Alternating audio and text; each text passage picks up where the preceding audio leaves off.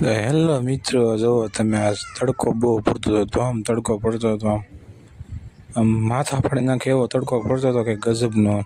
ઉપર જો તમે નળિયા બહુ તપી ગયા હતા ને લૂ આવતી હતી, ગરમ ગરમ હવા ફેંકતી હતી ને. જો આપણે ડાળ પીવા બેસી ગયા, જમવાનું ટાણું થઈ ગયું છે 11:15, એટલે ડાળ શેક કરી આપણે ને પછી બેસી ગયા જમવા. ફરી ડાળ, છાશ, લીંબુ ને રોટલી ને. ડાળ હોય તે આપણે શાક નથી બનાવતા, કેમ કે ડાળ ને રોટલી મજા આવે ને દાળ ભાત. ને પછી જો વાગી ગયા હતા 5:30 ને 5, તો આપણે જવાનું હતું બહાર. તો આપણે બેસી ગયા અહીંયા અને નક્કી કરતા હતા કે ક્યાં બહાર જવું, વિચાર્યું.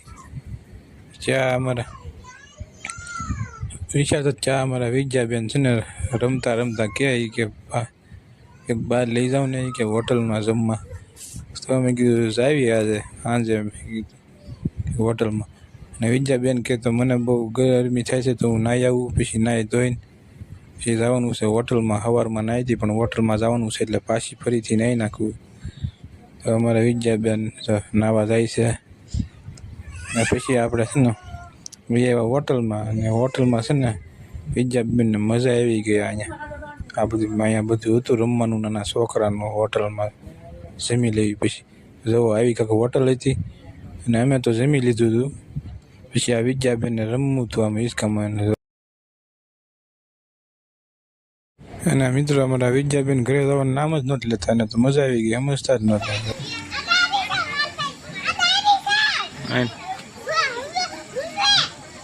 આવ્યો કરા આવી ભૈયા. તો મિત્રો, અમારો વિડીયો સારો લાગ્યો તો લાઈક, શેર, સબસ્ક્રાઈબ કરવાનું ભૂલતા નહીં. ને બધાને જય રામાપીર, જય ભોળાનાથ, જય દ્વારકાધીશ. ને મળીએ એક નવા વિડીયો સાથે. ત્યાં સુધી બધાને બાય બાય.